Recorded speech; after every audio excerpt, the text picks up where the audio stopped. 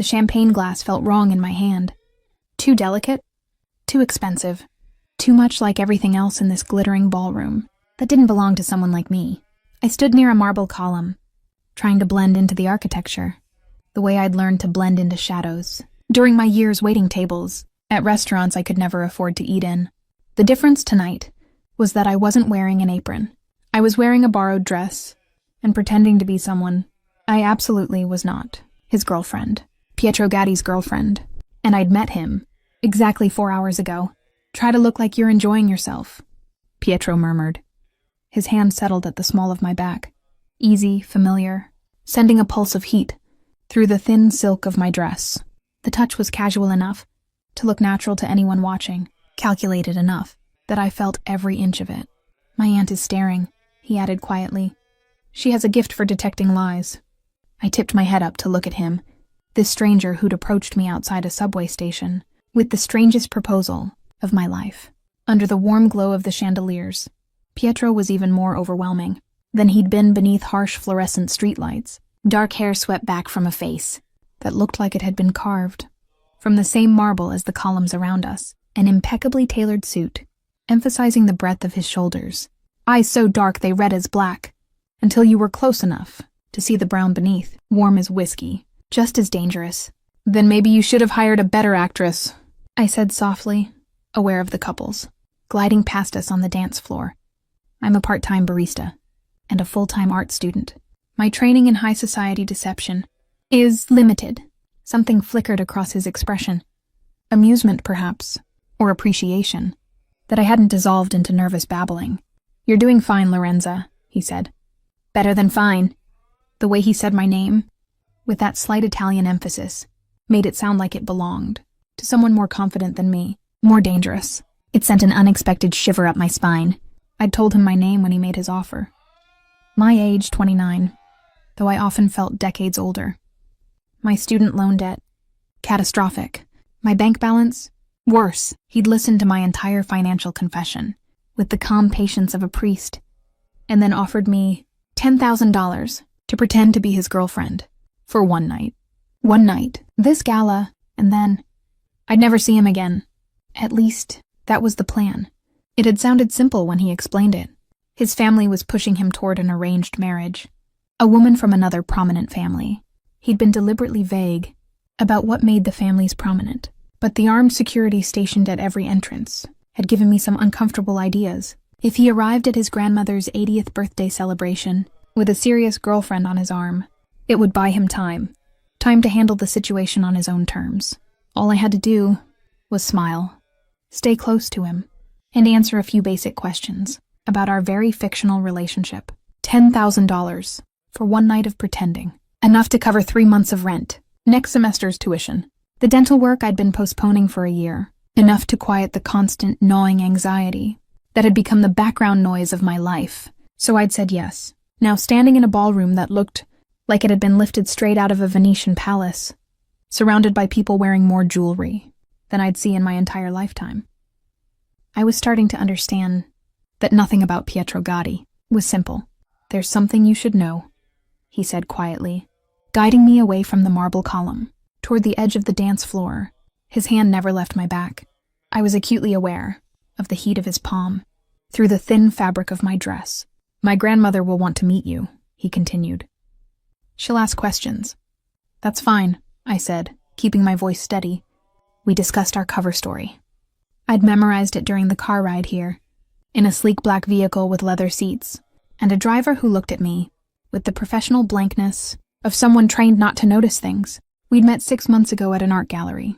He'd been drawn to my passion for Renaissance painting. I'd been charmed by his knowledge of Caravaggio. We'd been inseparable ever since. All lies, but convincing ones. My grandmother, Pietro said, his voice dropping lower, is not like other people. She sees things, understands things. If she suspects this isn't real... He didn't finish the sentence. He didn't need to. Something in his tone tightened my stomach. This wasn't just about avoiding an arranged marriage. There were layers here, currents running beneath the surface of this elegant, glittering party. Dangerous ones. Pietro! A woman's voice cut through the music. Bright, sharp, unmistakable. There you are, darling. We've all been dying. To meet your mysterious girlfriend. I turned. A woman in her mid-30s approached us, wearing a red dress that clung perfectly to her curves, diamonds blazing at her throat, beautiful in a way that required significant money and meticulous maintenance. Perfect skin, perfect hair, perfect teeth, and a smile that never quite reached her eyes. "Gianna," Pietro said, and I heard the subtle tension in his voice. "How nice to see you." "Is it?" Gianna's gaze slid to me, assessing and dismissing in one swift motion. "So this is the girl who's captured the infamous Pietro Gotti's heart. How unexpected." The word lingered in the air between us, loaded, carrying undertones I couldn't quite decipher. Unexpected because I clearly didn't belong in this world? Or unexpected because everyone here knew Pietro Gotti didn't do relationships? "Lorenza," Pietro said smoothly. "This is Gianna Rossetti, an old family friend." The way he said old family friend suggested a history more complicated than friendship. I extended my hand, channeling every ounce of confidence I didn't feel. "It's lovely to meet you." Gianna's handshake was brief, her skin cool and dry. "You must tell me everything. How you met, what you see in our Pietro, all the delicious details. I'm sure everyone is absolutely fascinated." "Our Pietro." The possessive pronoun was deliberate.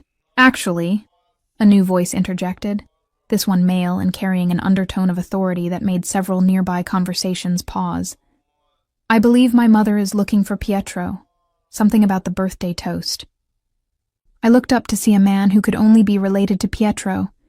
The same dark eyes, the same sharp cheekbones, though this man was older, perhaps mid-50s, with silver threading through his dark hair. He wore his expensive suit with the ease of someone born to it, and when his gaze landed on me, I sensed the burden of serious scrutiny. "Uncle Marco," Pietro said, his hand tightening slightly at my back. "Of course, we were just heading that way." Marco Gotti's attention didn't waver from my face. "Aren't you going to introduce us?" "This is Lorenza," Pietro said. "Lorenza, my Uncle Marco. He helps run the family businesses." Something about the way he said businesses suggested I didn't want to know the details. "Charmed," Marco said, though his expression suggested he was anything but. "Pietro has been quite secretive about you. We didn't even know you existed until this week." Because I didn't, I thought, but kept my expression neutral. "Pietro can be private about his personal life. I respect that." "Do you?" It wasn't a question. Marco studied me for another long moment, then shifted his attention to Pietro. "Your grandmother is waiting. Don't keep her long. You know how she gets." It felt like a warning. As Marco walked away, Gianna moved nearer, her perfume heavy and cloying. "Good luck with Nonna Rosa," she said sweetly. "She does so hate being deceived." Then she was gone too, leaving me alone with Pietro and the distinct feeling that I'd just been thrown into water far deeper than I'd realized. "Pietro," I said quietly, "what exactly is your family?" His jaw tightened. For a moment I didn't think he'd answer. Then he leaned down, his lips close to my ear, his breath warm against my skin. "The kind of family," he murmured, "where appearances matter more than you can imagine, where the wrong impression has consequences, where I need you to be absolutely convincing. For the next few hours, Lorenza, because if my grandmother suspects this is fake, if she thinks I'm playing games with family politics..." He stopped himself, straightened. When he looked at me again, his expression had smoothed into something unreadable. "I need this to work," he said quietly. "Please." That word landed harder than any command. This man, who commanded rooms with his presence, who moved through this glittering crowd as if it belonged to him, who probably did own significant pieces of it, was asking, not demanding, not manipulating, asking. And I'd already taken his money. More than that. I'd given my word. "Okay," I said. "Then let's go meet your grandmother. And Pietro?" I lifted my chin slightly. "I'm a much better actress than you think." His smile was brief but real. It transformed his face, made my breath catch. "I'm counting on it." He guided me through the crowd. I felt the shift immediately, eyes tracking us, whispers rippling in our wake. This wasn't just a family gathering. This was news.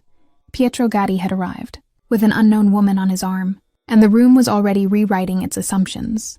We passed tables laden with foods I couldn't name, ice sculptures refracting light, floral arrangements taller than I was. Everything was excessive, beautiful, intimidating.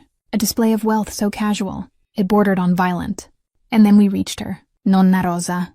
She sat in an ornate chair that resembled a throne, positioned at the head of the ballroom, so she could survey her kingdom.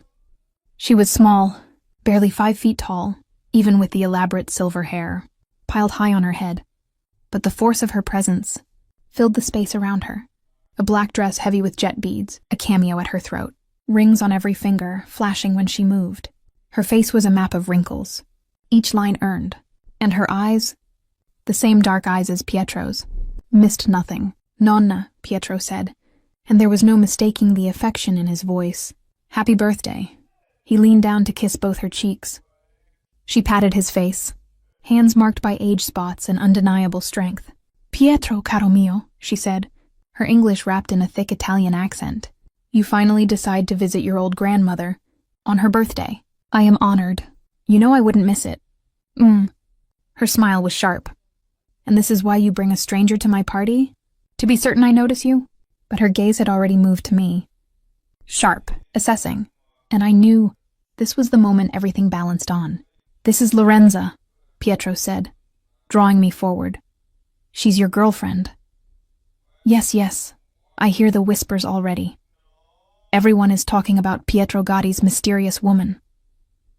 Nonna Rosa extended one hand toward me, not to shake but to hold. Come closer, child.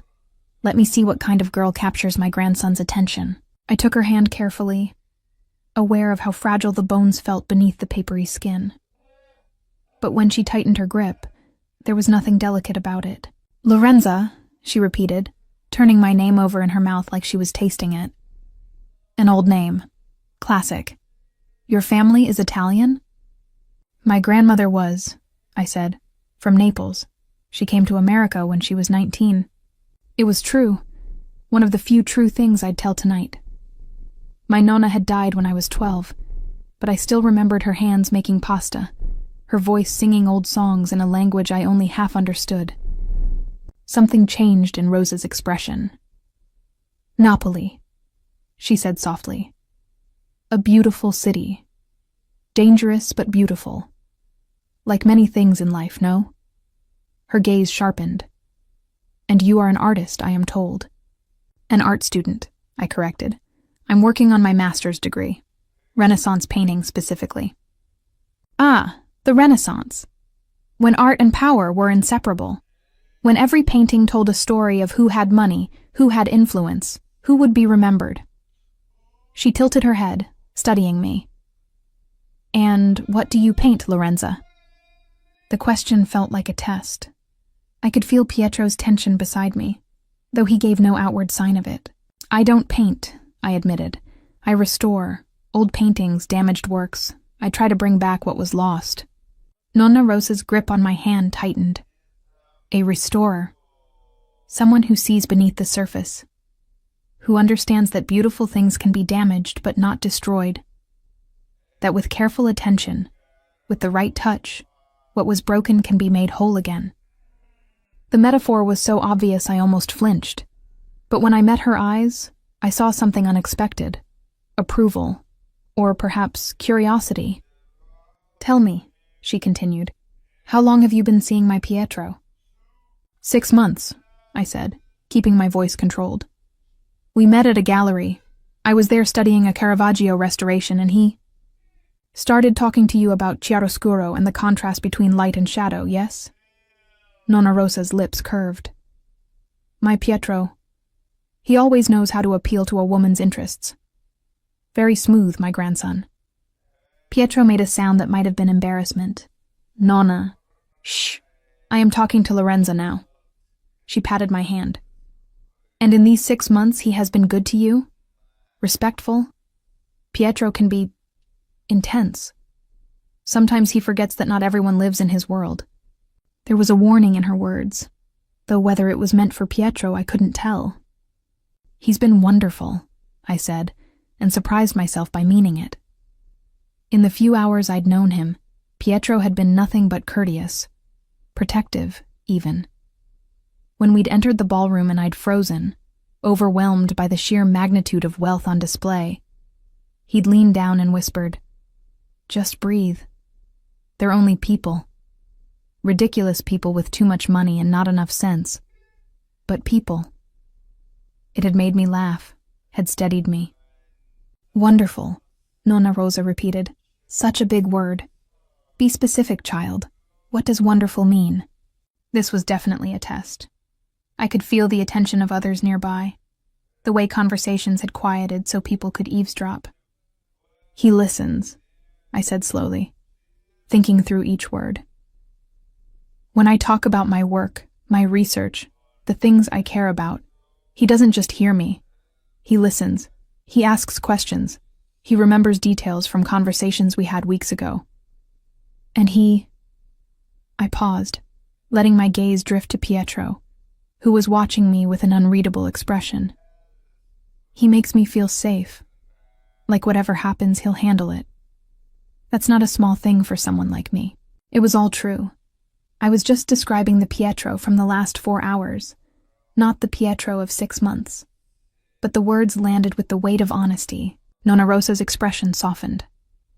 "Safe," she murmured. "Yes, this is important. A man should make his woman feel safe, especially in a world that is not safe, especially in our world." She released my hand and turned to Pietro. "You will bring her to Sunday dinner. Next week. I want to know her better." Pietro's surprise was carefully controlled, but I saw it in the slight widening of his eyes. "Of course, Nonna. If Lorenza is free—" "She will be free," Nonna Rosa declared. "A woman makes time for her boyfriend's family. This is how it is." She fixed me with a look that was equal parts warmth and warning. "And, Lorenza, if my grandson does anything to hurt you, anything to make you feel less than treasured, you come to me. Understand? Family protects family." The implication was clear. She was already considering me family. I felt Pietro stiffen beside me. This had gone beyond the simple evening he'd planned. Way beyond. "Thank you," I managed. "That's very kind." "Kind. Pa!" Nonna Rosa waved her hand dismissively. "I am not kind. I am practical. Now go, both of you. Dance. Let people see you together. Pietro, you hold her close, yes? None of this modern dancing where you are miles apart. You hold your girlfriend like you mean it." It was clearly a dismissal. Pietro led me away, his hand firm at my back, and I could feel the tension radiating from him. "I'm sorry," he said quietly once we were out of earshot. "She wasn't supposed to— Sunday dinner is—" "A complication," I finished. "I know." We'd reached the dance floor. Couples swirled around us in a waltz that looked like it belonged to another century. I had never waltzed in my life. Pietro must have seen the panic on my face, because his hand slid from my back to my waist, his other hand closing around mine. "Follow my lead," he murmured. "Small steps. Just feel the rhythm." Then we were moving, and somehow my body understood what my mind didn't. His lead was steady, confident, his hand guiding me through turns. I should have tripped over. The music swelled. Violins and cellos wrapping around us. And for a moment, I forgot everything. The lie, the money sitting in my account, the fear, all of it faded, until there was only the way Pietro was looking at me. "You're good at this," I said quietly. "My grandmother insisted we all learn," he replied. "Every grandchild. The waltz, the tango, the foxtrot. She said if you could dance with someone, you could negotiate with them. Both require reading your partner, anticipating their movements, finding harmony in motion. Is that what we're doing?" I asked. "Negotiating?" Something shifted in his expression. A flash of vulnerability, before it disappeared. "I suppose we are," he said. "And I think I may have underestimated my opponent." "I'm not your opponent, Pietro." "No," he agreed softly. "You're not. But you should be. This world, my world, isn't safe for people like you. People who tell the truth. People who haven't learned to bury their hearts so deeply that no one can reach them." I wanted to ask what he meant. to understand the shadows behind his eyes. But the music ended. He stepped back, placing careful distance between us. "I need to make the rounds," he said, his voice slipping back into formality. "Greet relatives. Accept birthday wishes for my grandmother. I should come with you," I said firmly. "That's what girlfriends do. They don't hide in corners." While their boyfriends work the room, his smile was brief, but genuine. "Then stay close. And Lorenza, thank you for what you said to my grandmother. You didn't have to make it sound so real, but it had been real, I realized. At least in that moment, describing how he made me feel. Every word of it had been devastatingly true. The next 2 hours blurred together. Introductions, air kisses, carefully balanced conversations. Pietro's family was enormous. Sprawling, influential, unmistakably powerful. Cousins who ran construction firms and shipping lines. Aunts who chaired charitable foundations. Uncles who spoke in careful euphemisms about import-export operations. Everyone was polite, impeccably so. But beneath the civility was something sharper, assessment. They were measuring me, weighing me, trying to decide whether I was worthy of Pietro Gotti, or whether I was something far more dangerous, a liability.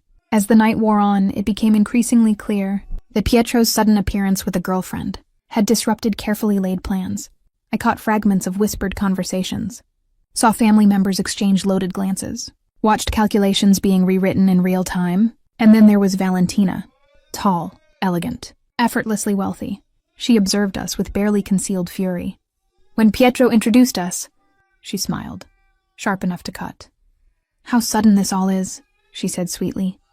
"Pietro didn't mention you even last month, when we had dinner together. Some things happen quickly. When they're meant to," Pietro replied smoothly. But the tension between them crackled like a live wire. This was the arranged marriage he was trying to avoid, and by arriving with me on his arm, he'd publicly rejected her. The weight of what I'd stepped into settled heavily on my shoulders. By the time Pietro guided me onto a quiet balcony overlooking the city, I was emotionally drained. Cool night air brushed my flushed skin. The music and chatter dulled behind the glass doors. "You need a break," Pietro said. "Not a question. I can see it in your face. Your family is intense. That's a diplomatic way of putting it." He leaned against the railing, city lights carving sharp lines along his profile. "You did well tonight, Lorenza," he added. "Better than I had any right to expect. Your grandmother wants me at Sunday dinner." "I know," he exhaled slowly. "We'll figure something out. I can say you went out of town, or I could go." He turned to me, surprise flickering across his face. "That wasn't part of our agreement." "No," I admitted. "But your grandmother was kind to me. And when this ends, when I disappear from your life, as suddenly as I appeared, that's going to hurt her." "She'll survive," he said automatically. "My grandmother is stronger than she looks. But you don't want to hurt her." I heard it in his voice, saw it in the tightening of his jaw. "That's what this is really about, isn't it?" I said softly. "Not just avoiding Valentina. You're buying time, trying to find a solution that doesn't break your grandmother's heart." Pietro was silent for a long moment. When he finally spoke, his voice was rough. "My grandmother lost her husband 10 years ago. My grandfather, he built everything. The family, the business, the power. When he died, she lost her purpose. For a while, I thought we'd lose her too." He swallowed. "Then she fixated on the next generation. Grandchildren getting married. Having children, continuing the legacy. It gives her something to live for. And you're her favorite. I'm the oldest grandson, the one meant to step into my grandfather's shoes. She has plans for me." He laughed quietly, without humor. "Plans that include Valentina. She's from the right family, has the right connections, understands how this world works." He rubbed his face, exhaustion etched into every line. "Plans that don't include what I actually want." I met his eyes. "Which is freedom, choice, a life that's mine, not something inherited or arranged." He looked at me then, really looked at me, and I saw past the careful control to the man underneath. Young, despite his power. Trapped, despite his wealth. "You probably think that's ungrateful. I have everything, and I'm complaining about—" "I think you're human," I interrupted. "And I think having money doesn't mean you don't get to want things for yourself." I hesitated, then added, For what it's worth, I don't think Valentina is right for you. You've known me for 4 hours, and I've been pretending to be your girlfriend for all of them. You'd be surprised what you learn about someone when you're trying to act like you love them. The word slipped out before I could stop it, and I felt my cheeks heat. I mean, when you're trying to act like you. I know what you meant. His gaze was intent on my face. What did you learn, Lorenza? That you're lonely. That you're carrying weight you never asked for. That's when you think no one's watching. You look at your family with love and frustration in equal measure. That you touch me like you're afraid I'll disappear if you hold too tight. That you're nothing like the dangerous man I thought you'd be. I couldn't say any of that. Instead, I said, I learned that you're a good dancer, and that you genuinely love your grandmother, and that you tip well. I saw you with the coat check girl. He smiled slightly. Not exactly deep psychological insights. Give me more than 4 hours. I'm sure I'll find your dark secrets eventually. It was meant to be a joke, but something flickered in his expression. I have plenty of those, more than you'd want to know. Before I could respond, the glass doors opened, and Uncle Marco stepped out. His gaze moved between us, assessing. Pietro, a moment. It wasn't a request. Pietro squeezed my hand briefly. I'll be right back. Stay here where it's quiet. Then he was gone, and I was alone on the balcony with the city lights and the weight of a lie that was starting to feel far too much like truth. I should have been relieved to have a moment to myself, to catch my breath and remember that this was all pretend. Instead, I felt strangely bereft, like I'd lost something I'd only just found. Through the glass, I could see Pietro and his uncle deep in conversation. Marco was speaking intently, his expression serious, and Pietro's body language was defensive, shoulders squared, jaw tight. An argument, or a warning. I turned away, giving them privacy, and found myself staring at the glittering city below. Somewhere down there was my tiny apartment with its peeling paint and unreliable heating. My cat is probably destroying the furniture in my absence. My easel had a half-finished restoration project that was already a week overdue. My real life, mundane and complex, is mine. This the ballroom, the gown, the handsome man who'd hired me to play pretend. This was fantasy. A single night that would end at midnight, like Cinderella's ball, except Cinderella hadn't been paid. $10,000 for her trouble. So this is where Pietro's hiding, his little secret. I turned to see Gianna Rossetti stepping onto the balcony, a champagne flute balanced loosely in her hand. Her smile was sharp enough to draw blood. Just getting some air, I said carefully. She glanced back through the glass doors. It can be overwhelming, can it? All this wealth, all this power, for someone like you. She moved closer, heels clicking against stone. Tell me, Lorenza. It is Lorenza, yes? How exactly does a barista catch Pietro Gatti's attention?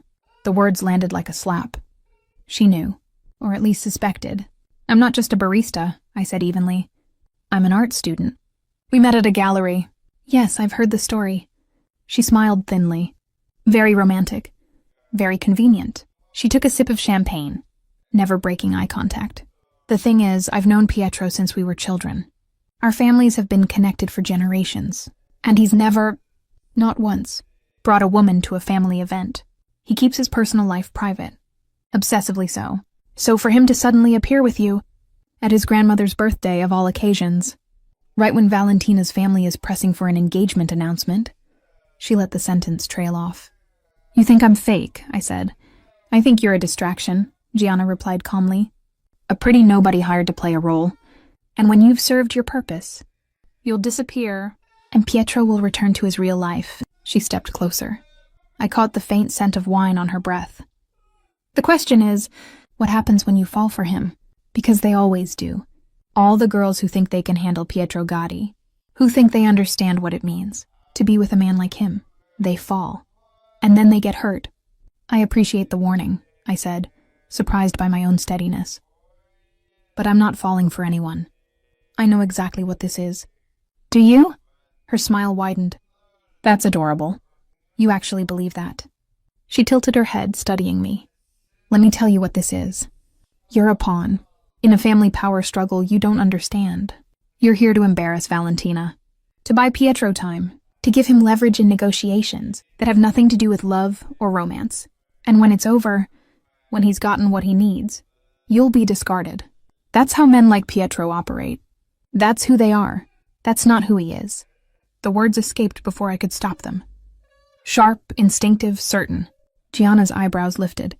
4 hours, she said softly. You've known him for 4 hours? If the timeline you're claiming is even real, and you're already defending him, her smile turned almost gentle. Oh, sweetheart. You're already falling. Gianna. Pietro's voice cut through the night air like a blade. I don't recall inviting you to join us. He was standing in the doorway, and I couldn't read his expression. How much had he heard? Gianna turned to him, unfazed. I was just welcoming your girlfriend to the family, making sure she understands how things work in our world. Lorenza understands everything she needs to. He moved to my side, his hand finding mine, his thumb brushing against my knuckles in a gesture that felt protective. And she's not part of our world. She's part of my world. There's a difference. Something passed between them, a communication I couldn't decipher. Then Gianna smiled. A genuine smile this time, almost sad. I hope you know what you're doing, Pietro. I always do. That's what worries me. She left, taking her champagne and her warnings with her. Pietro and I stood in silence for a moment, his hand still holding mine. How much did you hear? He finally asked. Enough. She thinks I'm fake, thinks I'm going to fall for you and get hurt. And are you going to fall for me? I should have laughed it off. Should have reminded him this was business, that I was being paid, that I barely knew him. Instead, I found myself looking up at him, at this complicated man with his dangerous family and his careful control, and saying, Ask me again in the morning. Something blazed in his eyes, surprise, heat, something I couldn't name. His hand tightened on mine. For an instant, I thought he might kiss me. Actually kiss me. Not the careful press of lips to my cheek that he'd performed earlier for his family's benefit. Then a crash from inside the ballroom shattered the moment. Raised voices, the sound of glass breaking. Pietro's entire demeanor changed in an instant. The careful, civilized man disappeared, replaced by something harder, sharper. He stepped in front of me instinctively, his body a shield between me and whatever was happening inside. Stay here, he ordered, his voice brooking no argument. Then he was gone, moving through the glass doors with purpose. I should have stayed, should have listened. But something in the shouts coming from inside the ballroom sounded wrong, and I'd never been good at standing on the sidelines. I followed him inside. The elegant party had turned chaotic. People were backing away from the center of the ballroom, forming a circle around two men who were shouting at each other in rapid Italian. One of them was Marco. The other was younger, maybe mid-30s, with wild eyes and blood on his knuckles. You think you can just walk away? The younger man was screaming. You think you can betray the family and there won't be consequences? Marco's voice was cold. This isn't the place, Luca. You're drunk. Go home. I'm not drunk. I'm done. Done with the lies, done with the secrets, done with... He saw Pietro then, and something shifted in his expression. Something ugly. And here's the golden boy, Luca sneered. Perfect Pietro, who never makes mistakes, who never has to get his hands dirty, who gets everything while the rest of us... Outside, Pietro said quietly. Now. Or what? You'll make me disappear like you made...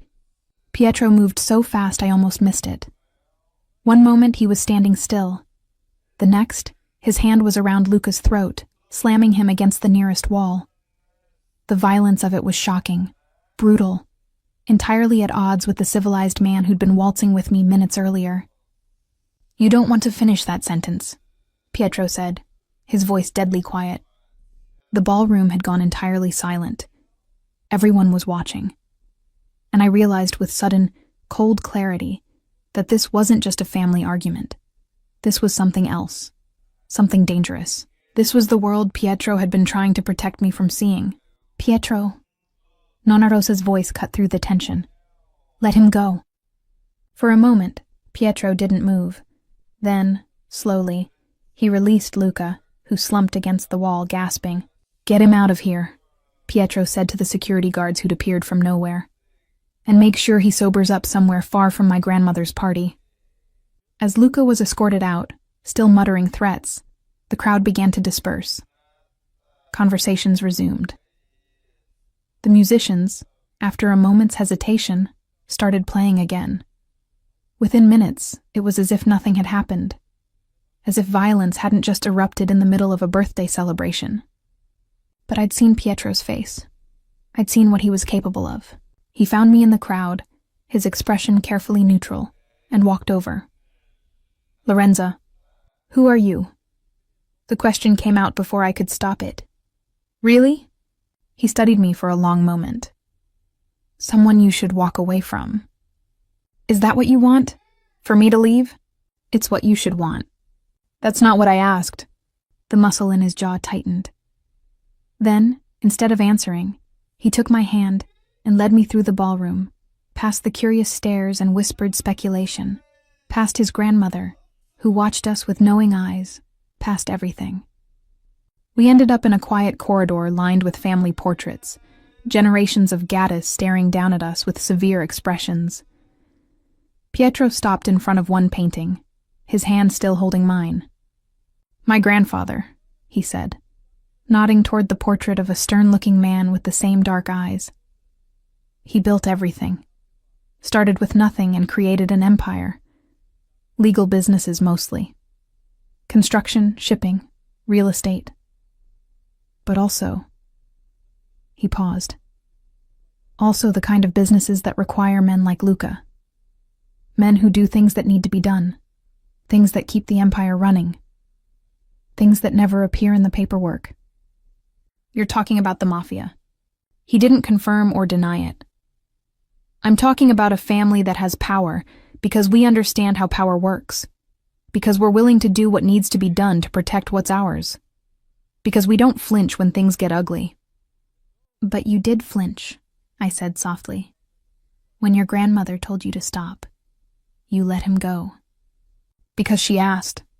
Not because I wanted to. I thought about that. About the violence I'd seen. About the way he'd moved without hesitation. But also about the way he'd listened to his grandmother. The way he'd protected me all evening. The way he'd looked at his family with love despite everything. I should be terrified of you, I said. You should be. I'm not. His eyes met mine, searching. Why not? Because you hired a broke art student to pretend to be your girlfriend instead of just grabbing some random woman off the street and forcing her to play along. Because you negotiated. Because you said please. Because when your grandmother told you to stop, you stopped. I stepped closer. You're not what Gianna thinks you are. You're not heartless. You don't know what I've done, Lorenza. What I'm capable of. No, but I know what I've seen tonight. And I trust that more than I trust warnings from people who don't actually know you. He made a sound that was half laugh, half groan. You shouldn't trust me. You definitely shouldn't trust your instincts about me after 4 hours. 5 hours now, almost 6. Still not long enough to... I kissed him. I didn't plan it. Didn't think about it. Just rose up on my toes and pressed my lips to his, cutting off whatever protest he was about to make. For an instant, he went utterly still. Then his free hand came up to cup my face, and he was kissing me back. Not the careful, performative kiss he might have given me for his family's benefit, but something real. Something hungry and desperate, and tinged with what felt like relief. When we broke apart, both breathing hard, he rested his forehead against mine. This wasn't supposed to happen, he said roughly. I know. This was supposed to be simple. One night. Then you'd disappear from my life. I know. Lorenza, Pietro, shut up. I pulled back enough to meet his eyes. I don't care what was supposed to happen. I don't care what your family is or what you've done or any of it. Right now, in this moment, I know exactly what I'm doing. Do you? I'm kissing a man I just met who makes me feel things I haven't felt in years. Maybe ever. And yes, that's terrifying. Yes, I'll probably regret it in the morning. But right now I don't care. He stared at me like I was something precious and dangerous all at once. Then he was kissing me again. Deeper this time. His hands in my hair. My back against the wall beneath his grandfather's disapproving portrait. This was insane. This was reckless. This was everything I'd sworn I wouldn't do. But I couldn't bring myself to stop. When we finally broke apart again, both of us flushed and breathless, I heard footsteps approaching. Pietro immediately stepped back, putting respectable distance between us, his expression smoothing into careful neutrality. Uncle Marco appeared around the corner, his eyes taking in our obviously disheveled state with one quick glance. The party's winding down. Your grandmother wants to say goodnight to you both. Of course, Pietro said, his voice composed even though his tie was askew and his hair was messed from my fingers. We'll be right there. Marco's look remained on me for a moment. She likes you, he said abruptly. My mother. She doesn't like most people Pietro brings around, but she likes you.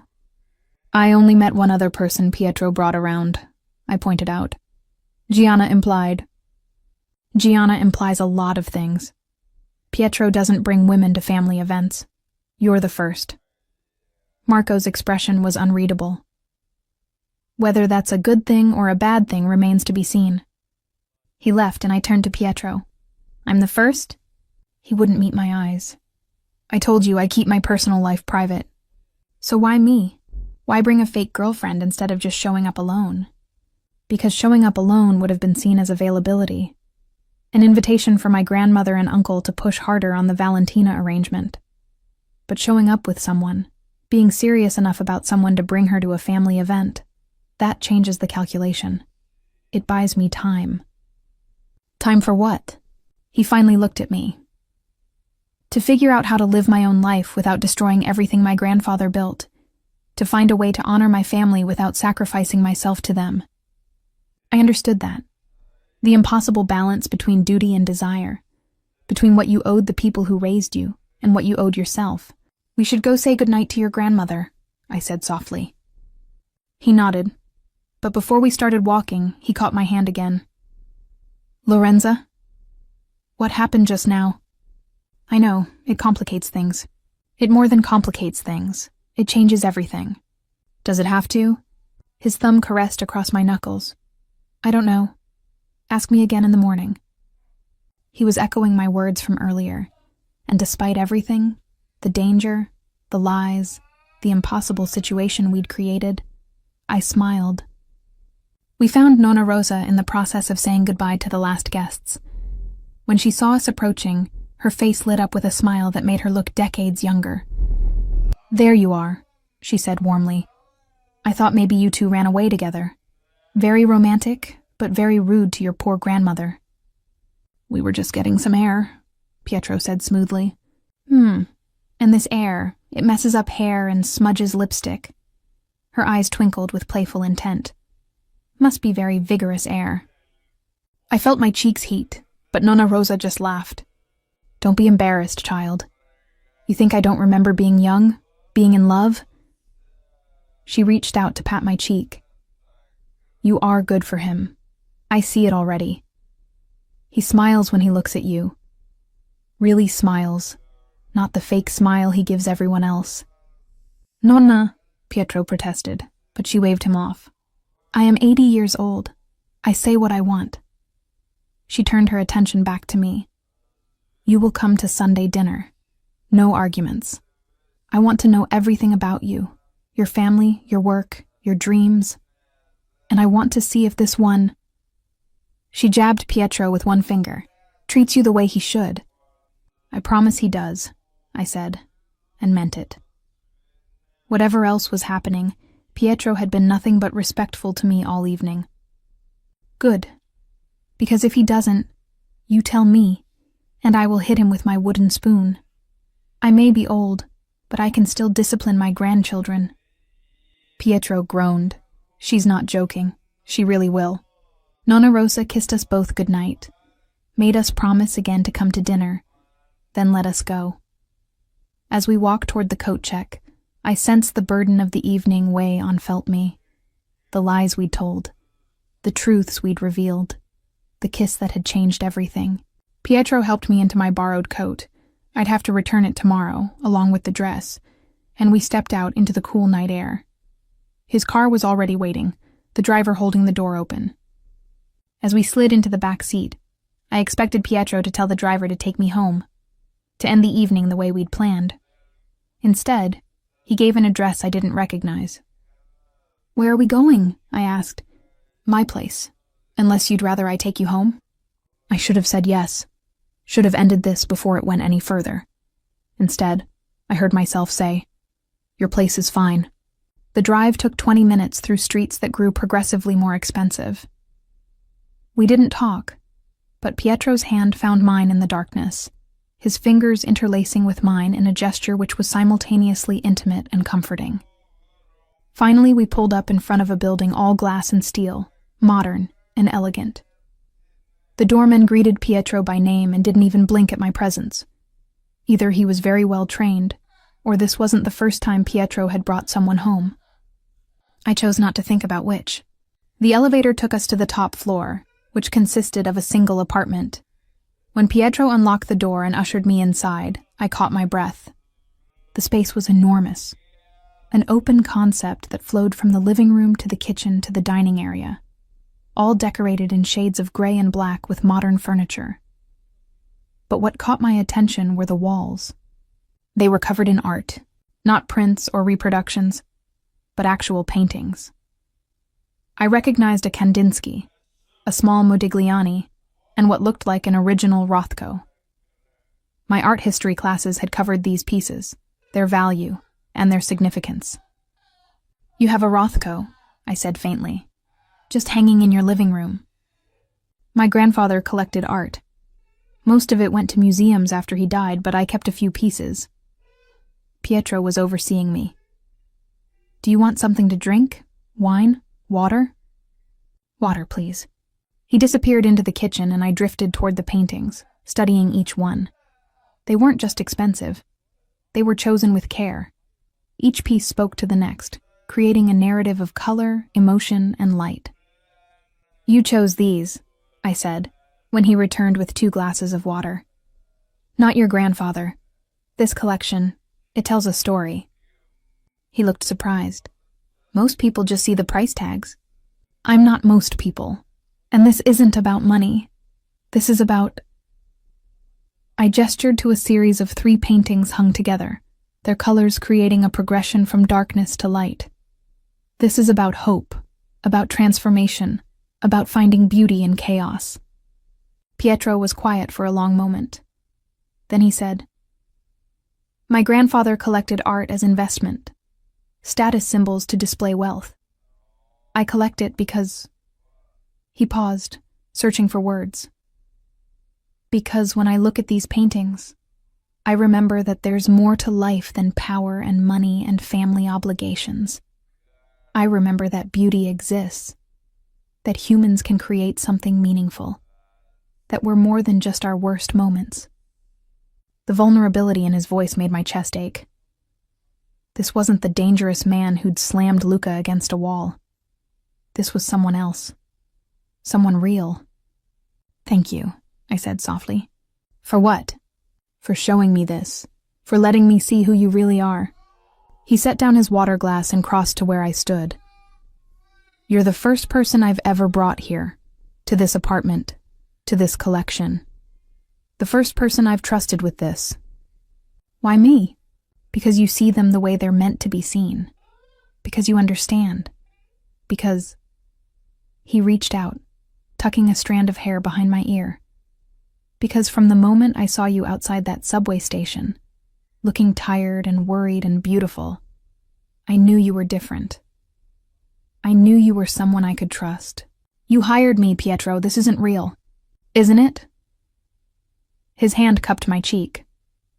"Tonight was supposed to be a performance, a business transaction. But what I feel when I look at you, that's not fake. What happened when we kissed, that wasn't fake. And the way you defended me to Gianna. The way you looked at my grandmother like she actually mattered to you. The way you're standing here looking at my art collection like it's a window into my soul. None of that is fake. I wanted to argue. Wanted to remind him that we'd known each other less than a day, that this was moving too fast, that tomorrow everything would look different. But the words wouldn't come. I don't know what I'm doing, I admitted instead. I came tonight for money, because I'm broke and scared and tired of barely surviving. I wasn't supposed to feel anything. Do you feel something? Yes, and it terrifies me. He smiled, and it transformed his entire face. It terrifies me too. Then he was kissing me again, and I was kissing him back, and somewhere in the back of my mind, I knew this was reckless, and probably stupid, and definitely complicated. But I couldn't bring myself to care.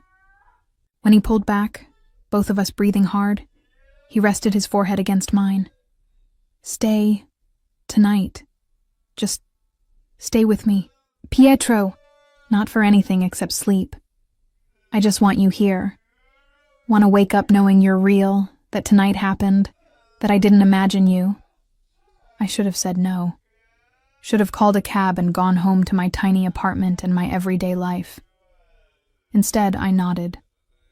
He led me through the apartment to a bedroom that was simpler than I expected. A large bed, dark sheets, more art on the walls. He found me something to sleep in, one of his shirts that fell to my knees, and showed me the bathroom where I could wash my face and brush my teeth with the spare toothbrush he produced from nowhere. When I emerged, feeling strange and vulnerable in his shirt with my face scrubbed clean, Pietro was sitting on the edge of the bed, still in his dress pants, but with his shirt unbuttoned. He looked up when I entered, and something in his expression made my heart skip. "Come here," he said softly. I crossed to him, and he pulled me down to sit beside him on the bed. His hand found mine again, that gesture that was becoming familiar. "I need to tell you something," he said, "about the money, the $10,000. My stomach tightened. "What about it?" "I'm not taking it back. Whatever happens between us, however this ends, that money is yours. You earned it tonight. You were perfect. But if this is real, it doesn't matter. I made you a promise. I keep my promises." He squeezed my hand. "That said, I want to make you another offer." I waited, barely breathing. "Come to Sunday dinner. Meet my grandmother again. Let me take you to dinner this week, somewhere that's not a family event. Somewhere we can just be Lorenza and Pietro without the performance. Give us, a chance to see if this is real. And if it's not, if Sunday dinner is a disaster and by next week we realize we have nothing in common, then you walk away with your $10,000 and we both have a story to tell. But Lorenza..." His eyes met mine, serious and intense. "I don't think that's what's going to happen." "What do you think is going to happen?" He smiled slightly. "I think I'm going to fall in love with you. I think I'm already halfway there. And I think that by Sunday dinner, I'll be completely gone." The word should have scared me. It should have sent me running. Instead, I leaned forward and kissed him softly. "Okay," I whispered against his lips.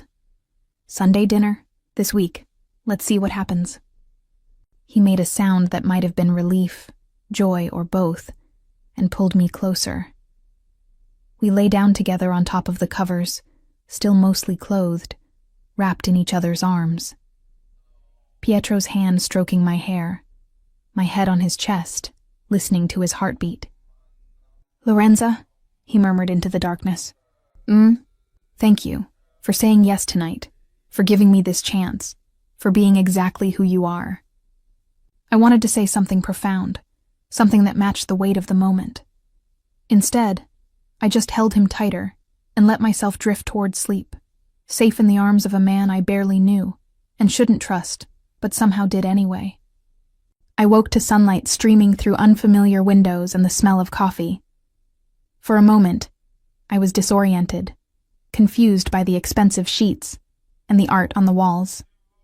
Then memory flooded back. The gala, Pietro's family, the kiss in the hallway, everything. I sat up, Pietro's borrowed shirt tangled around my legs, and found him standing at the window with his phone in one hand and a coffee cup in the other. He was wearing sweatpants and a t-shirt, his hair still messed from sleep, and he looked more relaxed than he had all night. When he saw I was awake, he smiled. "Good morning." "Morning." My voice was rough with sleep. "What time is it?" "Almost 10. I let you sleep. You looked exhausted." I was. The emotional roller coaster of the previous evening had drained me more than I'd realized. "Is that coffee? There's a cup for you in the kitchen, and breakfast if you're hungry." I wasn't sure what you liked, so I ordered a little of everything. He'd ordered breakfast for me. The small gesture of thoughtfulness made something in my chest squeeze tight. I found the kitchen and the promised coffee, perfect with just a touch of cream, which meant he'd been paying attention last night when I'd had coffee after dinner. There was also a spread of pastries, fruit, and what looked like eggs Benedict from some expensive brunch place. Pietro joined me, setting his phone down on the counter. "How did you sleep?" "Better than I have in months, honestly. Your bed is incredibly comfortable. It's yours whenever you want it." The casual offer hung in the air between us. He wasn't joking. He meant it. "Pietro!" My phone rang, cutting off whatever I'd been about to say. I'd left it in my borrowed clutch, which was sitting on the counter where I'd abandoned it last night. I fished it out and saw my roommate's name flashing on the screen. "Sorry, I should take this. Sarah never calls unless it's important." "Of course, I'll give you privacy." But I waved him back as I answered. "Sarah, what's wrong?" "Nothing's wrong. I just wanted to check if you survived your mysterious evening with the ridiculously hot guy. You said you'd text when you got home, and you didn't, so I was worried you'd been kidnapped or murdered or—" She paused. "Oh my God. You didn't come home, did you? You spent the night with him." "Sarah." "I want details. All the details. Is he as gorgeous as he looked when he picked you up? Did you kiss? Did you—" "I'm putting you on speaker," I interrupted. "And yes, I'm fine. Everything is fine. Better than fine." I set the phone down on the counter, and Sarah's voice filled the kitchen. "Define better than fine, because I'm imagining all sorts of scandalous scenarios." Pietro was trying not to smile. I rolled my eyes at him. "His family had a party," I explained. "I went with him, met his grandmother. It was complicated." "Complicated how? Complicated like his family is weird, or complicated like you're catching feelings?" I looked at Pietro. He was watching me with an expression I couldn't quite read. "Both," I admitted. Sarah squealed. "I knew it. I knew when I saw him that this was going to be something. Lorenza, you never do things like this. You never take risks. This is amazing." "It's terrifying." "Same thing. So when do I get to meet him? Please tell me you're bringing him to game night next week. Everyone will die." "Sarah, we're not. We'd love to come to game night," Pietro said, speaking up for the first time. "If Lorenza wants to, of course." Sarah made a strangled sound. Was that him? Oh my God, he's there right now, isn't he? He's there, and he's hot, and he wants to meet your friends. Lorenza, you lucky bitch. Sarah.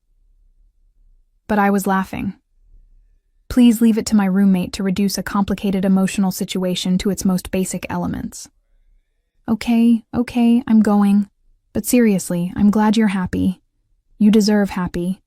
And whoever this guy is, he better treat you right or he'll answer to me. Terrifying, Pietro murmured, but he was smiling. After I hung up, we stood in silence for a moment. Then Pietro said, "Game night?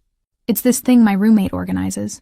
Every few weeks, a bunch of us get together at our apartment, play board games, drink cheap wine, eat cheaper pizza. It's silly." "It sounds nice, normal." "That's because it is normal. Not fancy parties with armed security and family drama. Just regular people having fun." "I'd like to meet your regular people if you want me to." Did I?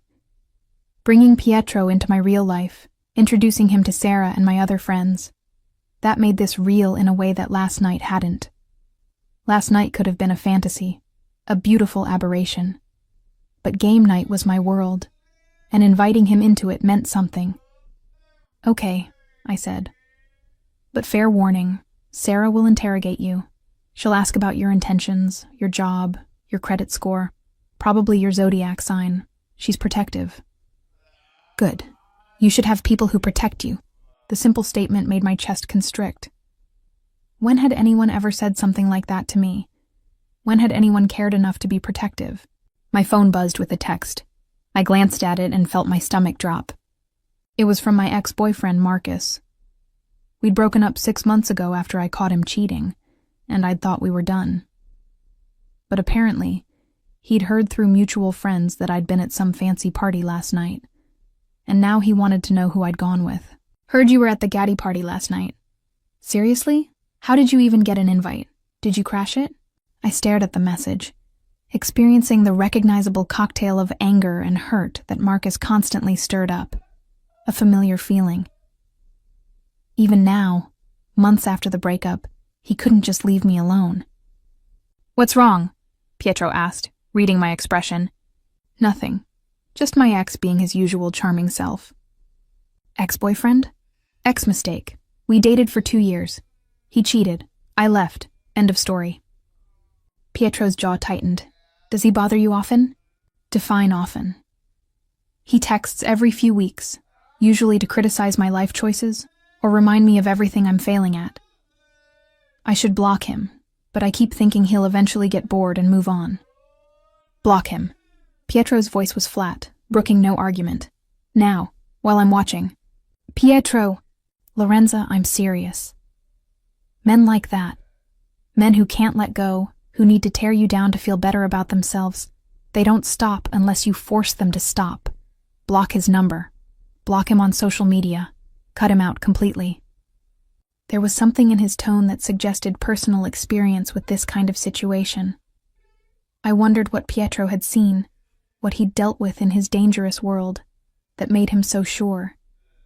But he was right. I'd been weak about Marcus, letting him linger at the edges of my life out of some misguided sense that I owed him. What? Politeness? Access?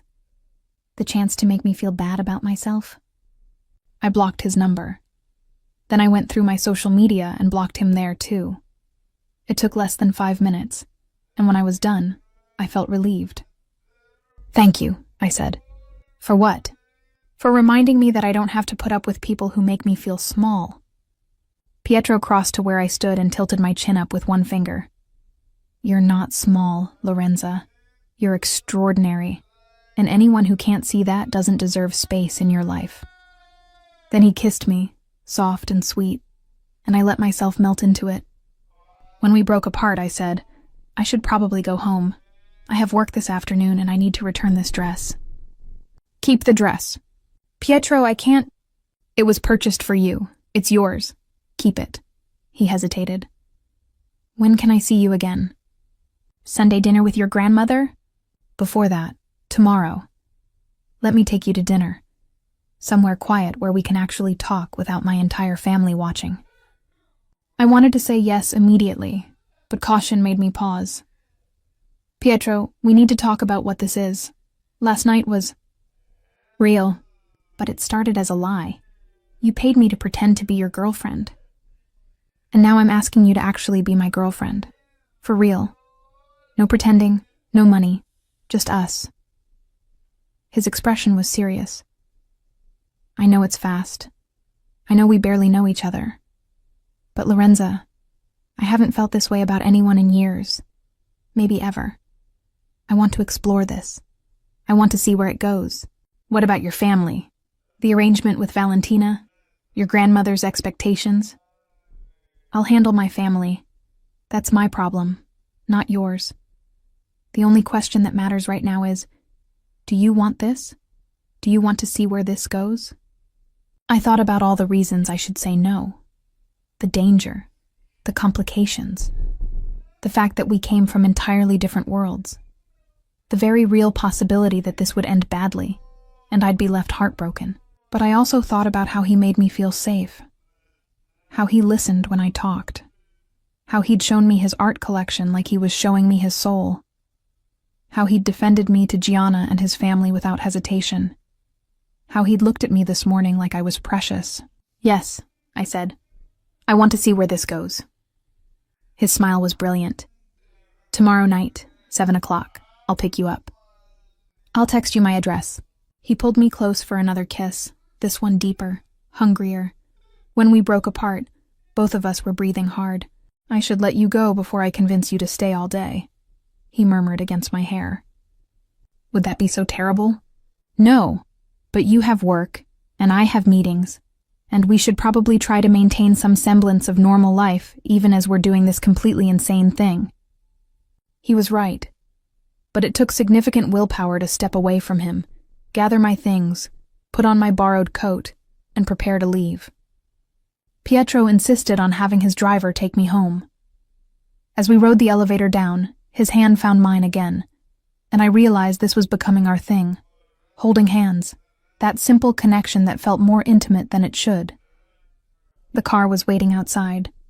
Before I got in, Pietro pulled me aside, away from the driver's curious eyes. About the money, he said quietly. It's already been transferred to your account. You should see it when you check. Pietro, that's too much. Last night was exactly what we agreed to. You honored your part of the bargain. I'm honoring mine. He tucked a strand of hair behind my ear. This changes nothing about us. What happens next isn't about money. It's about you and me. I nodded, not trusting my voice. Be safe, he said softly. Text me when you get home. And Lorenza, I meant what I said. I'm falling for you. Fast and hard and completely. Me too, I whispered. One more kiss, quick and sweet, and then I was in the car and pulling away, watching Pietro stand on the sidewalk watching me go. I checked my bank account on the drive home. The money was there, just as he'd promised. $10,000 that would change my life, solve my immediate problems, give me breathing room I hadn't had in years. But more than the money, I had Pietro's number in my phone. A date tomorrow night, Sunday dinner with his grandmother, the possibility of something real with someone extraordinary. When I got home, Sarah was waiting, practically vibrating with curiosity. I told her everything, or at least an edited version of everything, about the gala, the family, the kiss, the morning after. I left out the part about being paid, about the arrangement that had started this. That was between Pietro and me. This is insane, Sarah said when I finished. You realize this is insane, right? Meeting someone and falling for them in less than 24 hours? I know, but you're doing it anyway. I'm doing it anyway. She studied me for a long moment, then smiled. Good. You deserve something crazy and wonderful. Just be careful, okay? Guys who seem too good to be true usually are. But Pietro wasn't too good to be true. He was complicated and dangerous, and burdened by a family that demanded more than anyone should have to give. He was honest, flawed, human. And he was mine. Or becoming mine. Or we were becoming each other's. The rest of the day passed in a blur. I went to work at the coffee shop, poured lattes, smiled at customers, and counted down the hours until tomorrow night.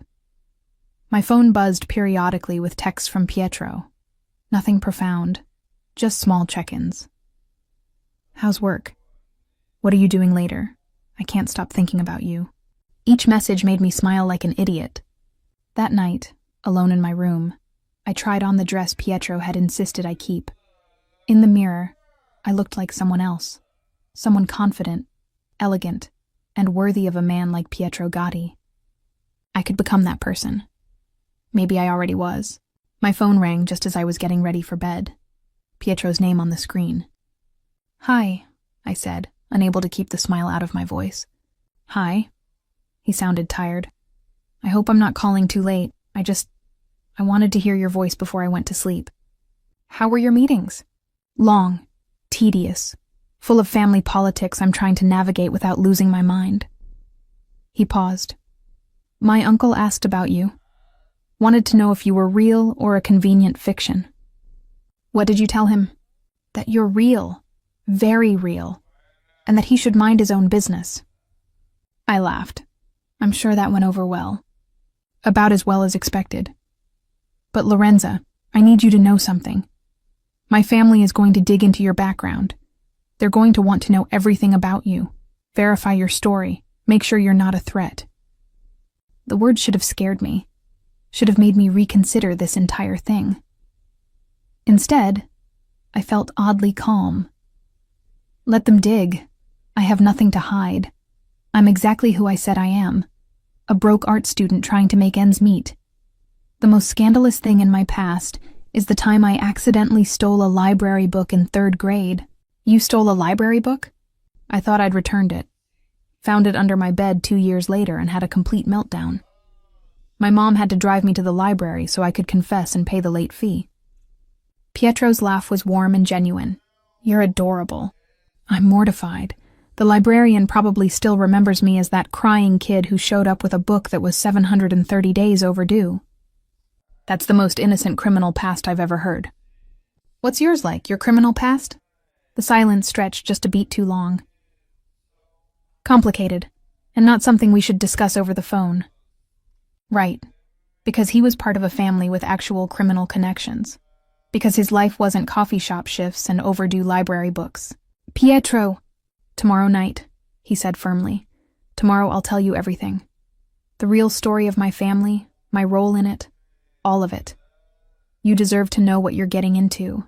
And then, if you want to run, I'll understand. I'm not going to run. You might. Some of it is ugly, Lorenza. Parts of my life aren't something I'm proud of. Then we'll deal with it together. But Pietro, I'm not running. I heard him exhale, like he'd been holding his breath.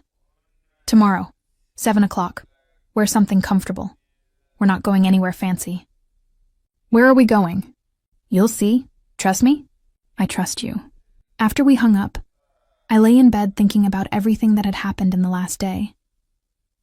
24 hours ago, I'd been standing outside a subway station, tired and worried and barely scraping by.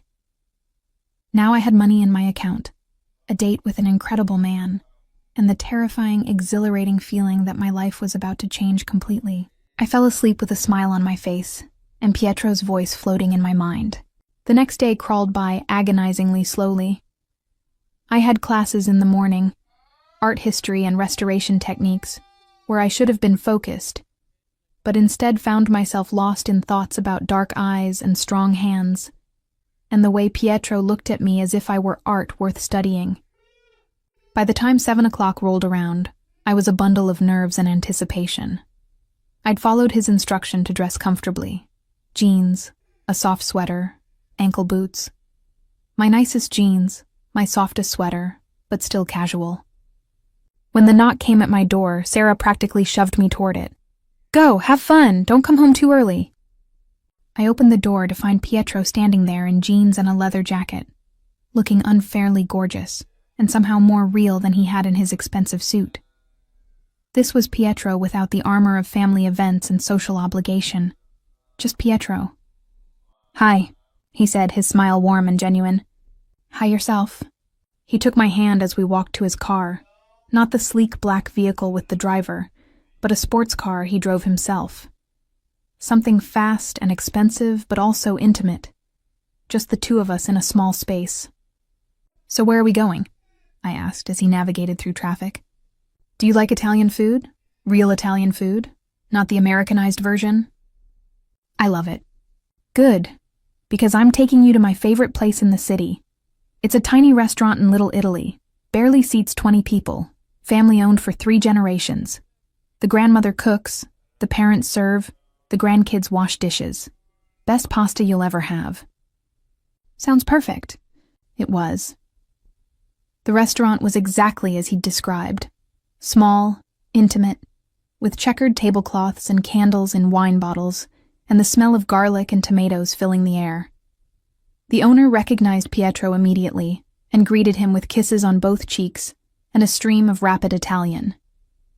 Pietro, she exclaimed. Too long since you visit. And who is this beautiful girl? Lorenza. This is Signora Benedetti. She makes the best carbonara in the city, possibly the country, possibly the world. Signora Benedetti beamed. You flatter me. But yes, my carbonara is very good. Come, I have the best table for you. She seated us in a corner, private but with a view of the entire restaurant.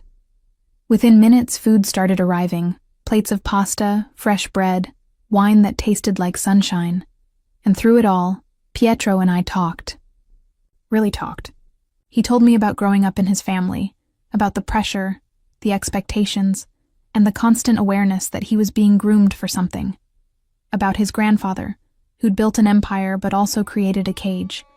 About loving his family fiercely while also resenting what they represented. About the moment he realized he'd inherited not just wealth, but responsibility. The kind of responsibility that sometimes required impossible choices. I told him about my own family. My parents who'd divorced when I was 8. My mother who'd worked 3 jobs to keep me in art classes. My father who'd disappeared into a new life and new family. About choosing art restoration, because I loved the idea of bringing damaged things back to life. About the constant struggle to pay bills, to stay in school, and to believe that eventually things would get better. "You're stronger than you think," Pietro said, his hand covering mine on the table. "Surviving what you've survived, pursuing your dreams despite everything working against you. That takes courage." "It doesn't feel like courage. It feels like stubbornness." "Sometimes they're the same thing." I smiled. "What about you? What do you dream about? If you could have anything, be anyone, what would you choose?" He was quiet for a long moment, his thumb tracing circles on my palm. "I'd choose freedom. The ability to make my own decisions without weighing every choice against family politics and business consequences. I'd choose a life where loving someone wasn't a calculation, where bringing a woman to meet my grandmother didn't require strategy and planning." "But you do love your family." "I do. That's the problem. If I didn't care about them, if I could just walk away, everything would be simpler. But I can't abandon them, can't let down my grandmother, can't ignore my responsibilities, can't pretend that everything my grandfather built doesn't matter." "So you're trapped." "Trapped is a strong word. Obligated might be better. But yes, sometimes it feels like a cage." He met my eyes. "Until I met you. You make me feel like there might be a way to honor my family without sacrificing myself. Like maybe I can have both." "I'm just one person, Pietro. I can't solve your family problems." "You don't have to solve anything. Just being yourself, being honest and real and unimpressed by all the trappings of my world, that changes everything. You see me, Lorenza. Not Pietro Gotti, heir to the family empire. Just me. Do you have any idea how rare that is?" I understood because I felt the same way. He saw past the struggle, past the poverty, past the fear that I wasn't enough. He saw the person I was trying to become. "Can I ask you something?" I said. "About your family business." His expression shuddered slightly, but he nodded. "Ask. Is it illegal, the business your grandfather built?" He didn't answer immediately. When he did, his voice was careful. "Parts of it exist in gray areas. My grandfather came from nothing and built something extraordinary, but not all of his methods were legal. Over the years, we've legitimized most of the operations. Construction, shipping, real estate, all of that is completely above board now. But there are still pieces, connections, relationships that date back to the old days. Pieces that can't be easily untangled without consequences." "And Luca? The man from the party who attacked your uncle?" "Luca handles the pieces we're trying to phase out. He's loyal to the old ways, resistant to change. And he's angry because he sees the family moving away from what made us powerful in the first place." Pietro's jaw tightened. "What he doesn't understand is that the world has changed. We change with it, or we get destroyed. That's why you want out, why you're resisting the arranged marriage, because you want to transform the family business into something completely legitimate." I smiled. "What about you? What do you dream about? If you could have anything, be anyone, what would you choose?" He was quiet for a long moment, his thumb tracing circles on my palm. "I'd choose freedom. The ability to make my own decisions without weighing every choice against family politics and business consequences. I'd choose a life where loving someone wasn't a calculation, where bringing a woman to meet my grandmother didn't require strategy and planning. But you do love your family. I do. That's the problem. If I didn't care about them, if I could just walk away, everything would be simpler. But I can't abandon them. Can't let down my grandmother. Can't ignore my responsibilities. Can't pretend that everything my grandfather built doesn't matter. So you're trapped. Trapped is a strong word. Obligated might be better.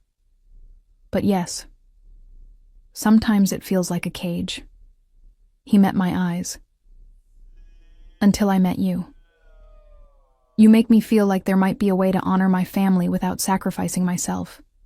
Like, maybe I can have both. I'm just one person, Pietro.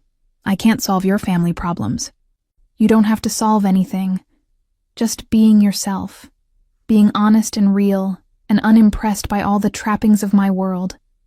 That changes everything. You see me, Lorenza. Not Pietro Gotti, heir to the family empire. Just me. Do you have any idea how rare that is? I understood, because I felt the same way. He saw past the struggle, past the poverty, past the fear that I wasn't enough. He saw the person I was trying to become. Can I ask you something? I said. About your family business. His expression shuddered slightly, but he nodded. Ask. Is it illegal, the business your grandfather built? He didn't answer immediately. When he did, his voice was careful. Parts of it exist in gray areas. My grandfather came from nothing and built something extraordinary, but not all of his methods were legal. Over the years, we've legitimized most of the operations. Construction, shipping, real estate, all of that is completely above board now. But there are still pieces, connections, relationships that date back to the old days. Pieces that can't be easily untangled without consequences. And Luca, the man from the party who attacked your uncle? Luca handles the pieces we're trying to phase out. He's loyal to the old ways, resistant to change, and he's angry because he sees the family moving away from what made us powerful in the first place. Pietro's jaw tightened. What he doesn't understand is that the world has changed. We change with it or we get destroyed. That's why you want out. Why you're resisting the arranged marriage. Because you want to transform the family business into something completely legitimate. Yes, but it's not easy. There are alliances, obligations, debts owed and owed to us. Walking away isn't simple. I thought about that. About the weight he carried. The impossible balance he was trying to strike. Your grandmother knows, doesn't she? About what you're trying to do. He looked surprised. How did you... The way she looked at you. The way she talked about finding someone who makes you feel safe. She knows you're trying to build a different kind of life, and she approves. Pietro's expression softened. My grandmother is smarter than anyone gives her credit for. She knows exactly what my grandfather's empire cost. In lives, in relationships, in pieces of our souls. She wants better for me. For all of us. Then she's going to love that you're dating a broke art student with no family connections. His smile was genuine. She already does. You should have heard her after you left. She called me and talked for 20 minutes about what a lovely girl you are, how you have a good heart, how you look at me with real affection. She's already planning our wedding. I choked on my wine. What? I'm kidding, mostly. She did mention that you'd make beautiful babies, which was mortifying. Oh my God. Welcome to my family. Subtlety is not our strong suit. Despite my embarrassment, I laughed. It was absurd, overwhelming, and somehow perfect. We finished dinner, and Pietro drove me home, parking outside my building, but not letting me get out of the car right away. Tomorrow is Sunday, he said. Dinner with my grandmother. Are you sure you want to do this? Are you trying to give me an out? I'm trying to give you a choice. Once you attend a second family event, once you sit at her Sunday dinner table, she's going to consider you part of the family. There's no going back from that. I reached over and took his hand. Then I guess I'm part of the family. His kiss was soft and sweet and full of promise. When we broke apart, he rested his forehead against mine. "I'm falling in love with you," he whispered. "I know it's too soon. I know I shouldn't say it, but it's true." My heart was pounding so hard I could barely breathe. "Then we're both in trouble, because I'm falling in love with you too." His smile was brilliant, boyish, and completely genuine. "Best trouble I've ever been in." We said goodnight with the promise of tomorrow, of Sunday dinner, of whatever unfolded next. I floated up the stairs to my apartment, my lips still tingling from his kiss, my heart so full it might burst. Sarah took one look at my face and said, "You're done for." Completely. "Good. It's about time something wonderful happened to you." That night, curled up in bed, I thought about Pietro's grandmother and her insistence that I attend Sunday dinner. Thought about the way Pietro looked at me like I was precious. Thought about the impossible, wonderful, terrifying thing that was happening between us. By morning, he had already bought me a ring. Well, not literally. But when I woke up to a text from him, it felt just as permanent, just as life-changing. "Good morning, beautiful.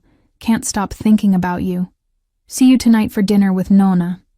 Fair warning, she's already asking when she can start planning our engagement party. I told her to give us at least a week. Show? I stared at the message, my heart doing complicated things in my chest. An engagement party. He was joking, obviously. Mostly joking. Probably joking.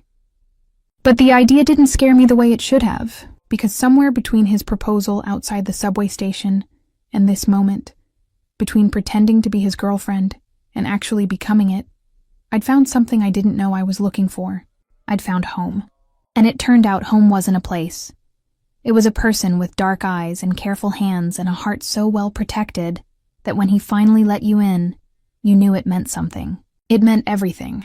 "Can't wait," I texted back. "Should I bring anything?" "Just yourself. That's all she wants. All I want. Just you. Precisely as you are." So that's what I'd give him. Myself. Precisely as I was. And maybe, just maybe, we'd build something extraordinary together. Something that honored his past while creating a different kind of future. One where love was a choice, not an obligation. Where family was something you built, not just something you were born into. Where a man could ask a stranger to pretend to be his girlfriend for one night, and by morning, know she was real in every way that mattered. That's precisely what happened to us.